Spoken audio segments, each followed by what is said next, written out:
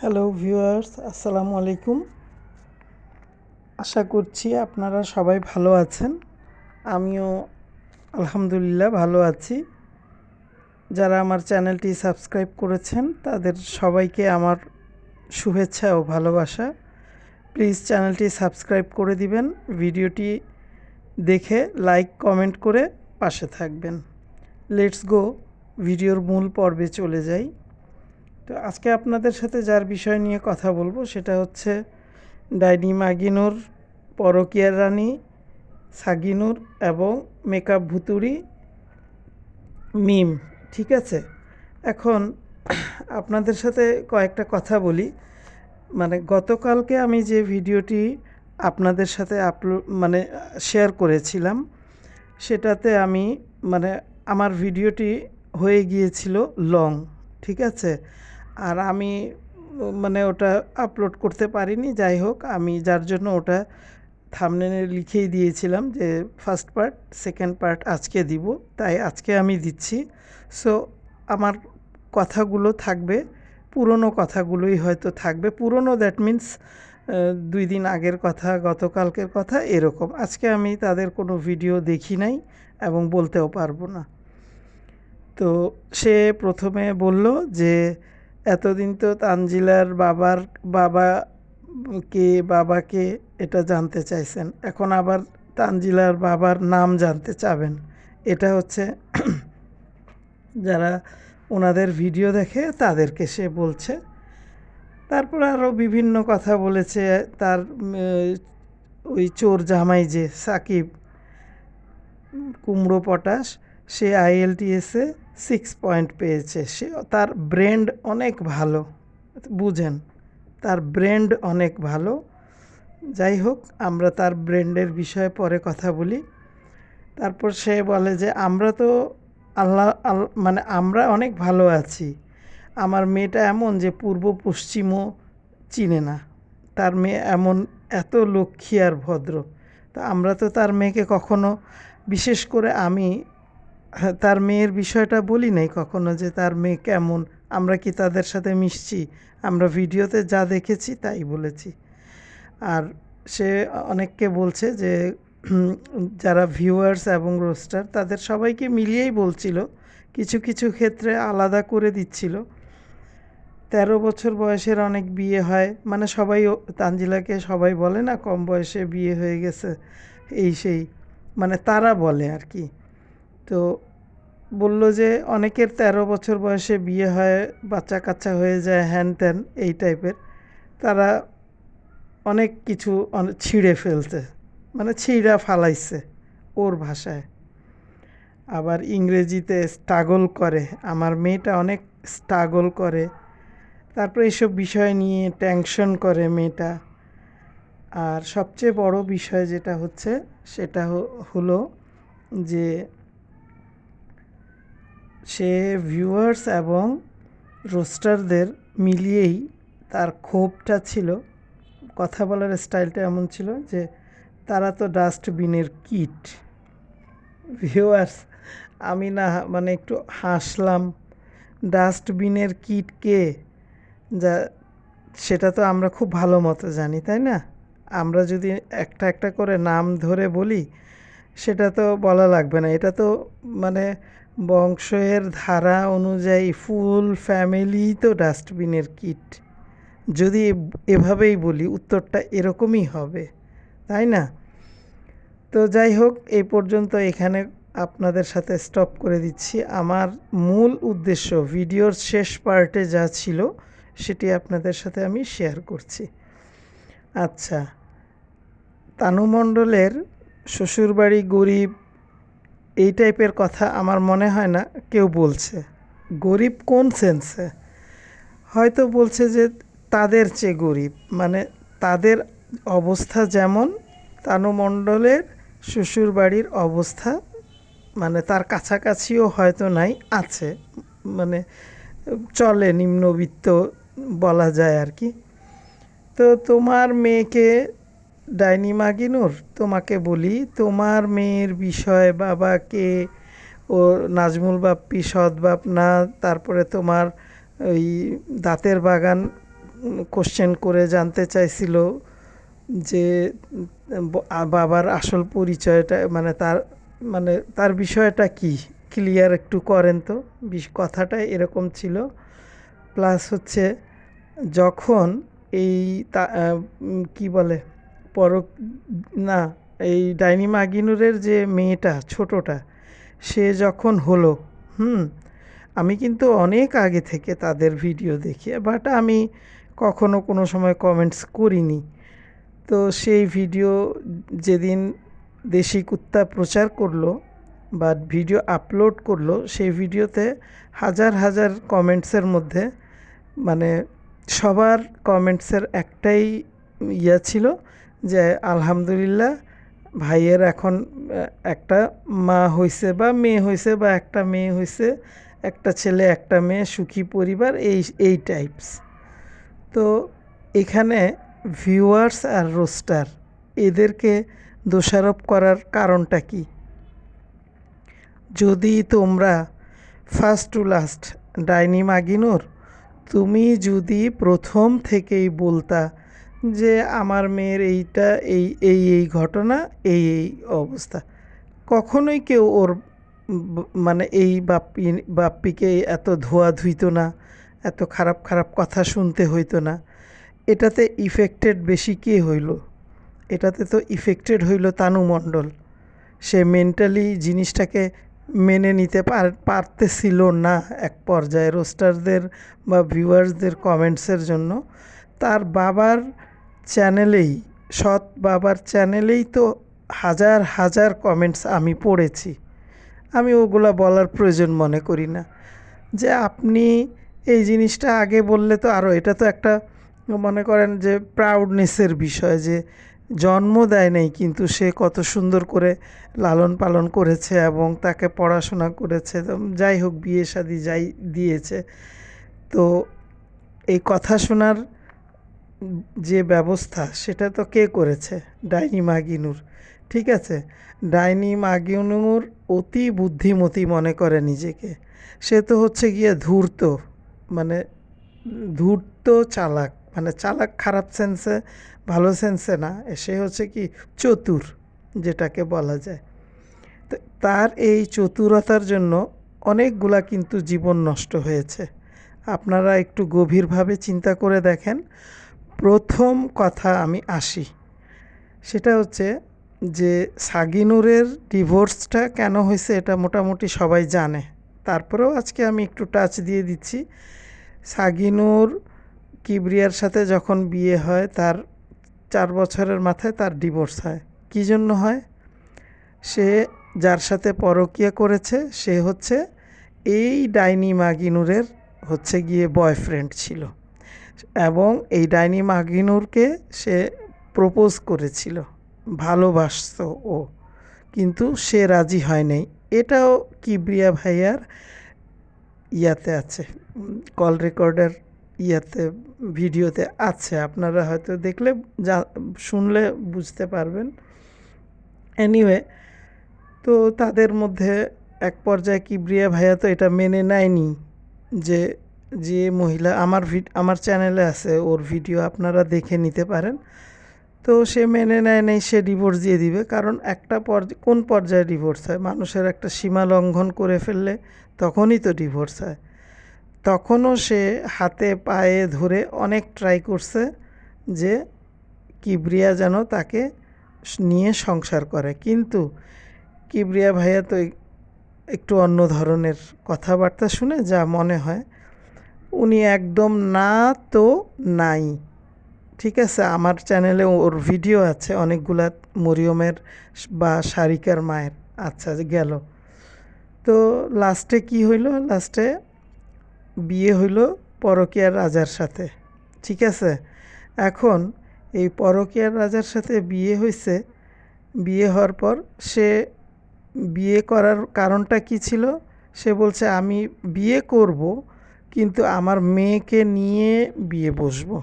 যদি এটার দায়িত্ব সে পালন করে তাহলে বিয়ে করব, না হলে না। অলরেডি রিলেশনশিপ চলাকালীনই বিষয়টা, ফিজিক্যালি তো ছিলই রিলেশন। এখন এত কিছু জানার পর মুখটা মুছে মুছে যে কথা বলতে আসে ভিডিওতে, এটা তো ঠিক না। মিথ্যাবাদীকে ডাস্টবিনের কিটকে কারা? ডাইনি মাগিনুরের কাছে আমার এটা একটা কোশ্চেন। আচ্ছা, ছাগিনুর তার মেয়ে নিয়ে, সারিকাকে নিয়ে ওখানে চলে গেছে, তার সাথে আলাদা সংসার করছে বা ইউটিউবের টাকায় সে অনেক কিছু করেওছে। তার ইনকামের টাকা দিয়ে তার হাজব্যান্ডকে সে এস্টাবলিশ করেছে, দেবরকে পালছে। যেটাই হোক, আপনারা সেগুলো দেখেন, আমার বলার কোনো প্রয়োজন নাই। তারপরে আমি আপনাদের, আমার ভিডিও প্রায় ছোট হয়ে যাচ্ছে আস্তে আস্তে, যাই হোক, তারপরে বলি, এই যে মেকআপ ভুতুড়ি, এই মেকআপ ভুতুড়ি ফার্স্ট হাজব্যান্ড অর্থাৎ আবদিয়ার বাবা, যে সেই আবদিয়ার বাবা কিন্তু ওই ডাইনি মাগিনুরের বয়ফ্রেন্ড ছিল। তো তাকে পটায়া পাটায়া, তাদের যেহেতু পুরান ঢাকায় নিজের বাড়ি ঘর আছে, তাকে ফুসলিয়ে তার বোনকে একেবারে মানে 7-8-এ পড়া একটা মেয়েকে ধরায় দিছে, ঠিক আছে। তো এখন সে এনিহাও এত ডিটেলসে না যাই, তার ডিভোর্স হয়ে গেছে। এখন ডাইনি মাগিনুর, তোকে আমি একটা কথা বলি, ভদ্রতা রেখে বলছি, আমি বাজে ল্যাঙ্গুয়েজ ইউজ করতে চাই না। তোর এখন ডিউটি কিন্তু বেড়ে গেছে, তাই না? আমি মনে করছি তোর ডিউটি আছে কিছু। তোর মেয়েরটা তো তুই প্রকাশ করলি, মেয়ের নাম বেচে আর ভিডিও করবি না, ঠিক আছে? তুই মেয়ের নাম বেচে ভিডিও করবি না।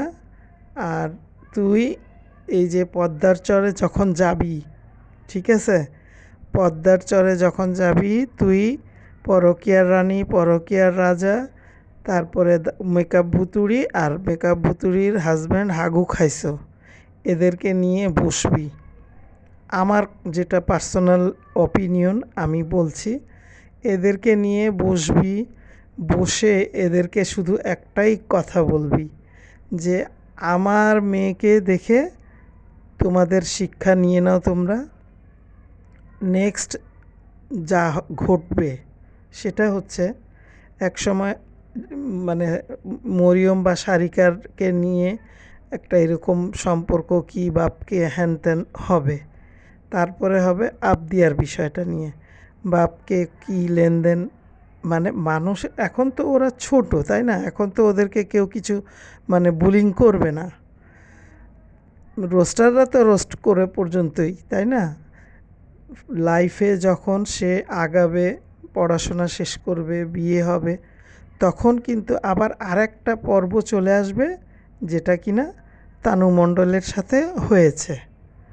তো তুই তাদেরকে একটা কথাই বলবি যে আমি তানু মণ্ডলকে নিয়ে যে শিক্ষাটা পেয়েছি, তোরা এখনই শুধরায় যা। শুধরানোর নিয়মটা কি হবে আমি বলে দিচ্ছি। শুধরানোর নিয়মটা হচ্ছে, প্রথমত সে কিবরিয়া ভিকটিম ফাদার, তার মেয়ে সারিকা বা মরিয়ম, সে তাকে যেন তার বাবার সাথে কন্ট্যাক্ট করায় দেয়, বাবার সাথে দেখা করার একটা ব্যবস্থা করে দেয়। সেটা মাসে হোক, 2 মাস পর হোক, অ্যাটলিস্ট ফোনে কথা বলবে যে বাবা কেমন আছো বা কী লেনদেন, মানে বাবা ও যেন বুঝুক যে এটা আমার জন্মদাতা পিতা, তাই না? এটা নিয়েই তো কিবরিয়া ভাইয়ের চ্যানেলে যুদ্ধ হচ্ছে আজকে 5-6 বছর ধরে, তাই না? আচ্ছা, সে যেন, ডাইনি মাগিনুর, তুমি তোমার হাতি বোনটাকে, পরকীয়ার রানীকে বলবা, লাইফে অনেক পাপ কাজ করছো, অনেক অন্যায় কাজ করছো, এই মেয়েটার লাইফ আমার মেয়ের মতো এই তেজপাতা করো না, ঠিক আছে? মেয়েটাকে তার বাবার সাথে কথা বলতে দিবা, যাইতে দিবা, আসতে দিবা, পরিচয় রাখবা, কথা বলবে ফোনে, বাবার সাথে মেয়ের একটা গুড রিলেশন তৈরি করে দিবে। ভবিষ্যতে কিন্তু তানু মণ্ডলের মতো একটা গ্যাঞ্জাম সৃষ্টি হয়ে যাবে, যেটা কিনা স্টিল নাও এখনও সে এটা নিয়ে মাথায় ক্যারা উঠছে, এটা নিয়ে বক বক বক বক বক বক করতেই থাকে। আচ্ছা, তারপর ডাইনি মাগিনুর শোনো, তারপরে তোমার যে জুতা মারা বোন আছে, মেকআপ ভুতুড়ি, ওই জুতা মারা বোনকে বলবা এর আবদিয়ার বাবা বাইচে আছে, ঠিক আছে? আবদিয়ার বাবা বেঁচে আছে, বহাল তবিয়তে আছে, নিজেদের বাড়ি ঘর করেছে, সেটা কোনো সাবজেক্ট না। আবদিয়া তার বাবার সাথে কথা বলবে, কন্ট্যাক্ট করবে, বা একটা সুযোগ করে দিবে, সেম যেমন মরিয়ম বা সারিকার বেলায় সেটা। এটা কিন্তু ডাইনি মাগিনুর, এটা কিন্তু তোর দায়িত্ব। তুই ওদের লাইফটাও কিন্তু হেল করে রাখছিস, ঠিক আছে? এখন ব্রেন্ড নষ্ট তো হলো পরকীয়ার রানীর, গু ভরা, ওই গু ভরা ব্রেন্ড নিয়ে তো চলাফেরা করে, এই জন্য সে বুঝতেছে না। আর পরকীয়া রানী, তোর এই গুয়ালা মাথায় একটু ঢুকাবি আমার এই কথাটা। তানু মণ্ডলের যে ঘটনা ঘটছে না, ওই ঘটনা তোরটাও ঘটবে, ঠিক আছে? কারণ তুই কোর্টে জিতে আসলে কি হবে, সেটা তো বড় বিষয় না। কোর্ট থেকে জিতে আসছি, আমি মেয়ের দায়িত্বে আছি, এটা তো কোনো সাবজেক্ট না।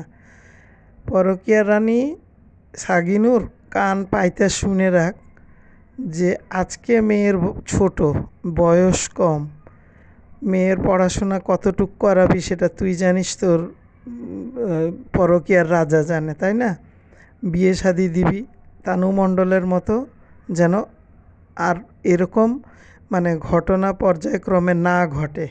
সর্বপ্রথম দায়িত্ব এটা হচ্ছে ডাইনি মাগিনুরের। আচ্ছা, ডাইনি মাগিনুরের আরেকটা দায়িত্ব যে আবদিয়াকে মানে তার বাবার সাথে একটা যোগাযোগ ব্যবস্থা রাখাবে। আর কোনো পেপারসে আবদিয়া হোক বা মরিয়ম হোক, সারিকা হোক, কোনো পেপারসে যেন, কোনো জায়গায় যেন বাবার নাম, সৎ বাবার নাম না হয়, ঠিক আছে? কারণ একটাই, সেটা হচ্ছে তানু মণ্ডলের বর্তমান সিচুয়েশান। এই বর্তমান সিচুয়েশানে তানু মণ্ডল রিয়েলি, আমি এটা একটা দুঃখেরই কথা, কষ্টেরই কথা, সে কিন্তু বয়স আন্তাজে সে এইসব জিনিস শুনতে শুনতে তার ব্রেন কিন্তু আসলে কোনো অনেক সময় কাজই করার কথা না, তাই না?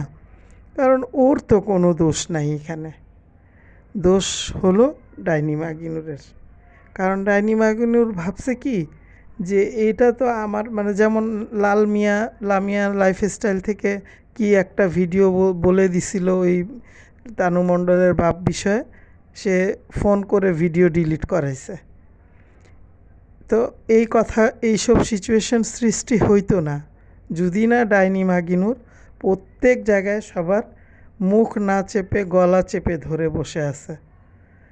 আরে তোর তো সৌভাগ্য ডাইনি মাগিনুর, তোর সৌভাগ্য যে তোর ভাইয়ের বউ, ওই খুকি, গোবর টোকানি খুকি, ইচ্ছা করলে তোর মেয়ের বা তোর ইতিহাস বলতে পারতো। কারণ তাকে তোরা মেন্টালি অনেক টর্চার করছিস, তোরা বলতে তুই, আর তোরা বলতে তোরা 3 বোন, আবার তুই ফার্স্ট, প্রথমে তুই।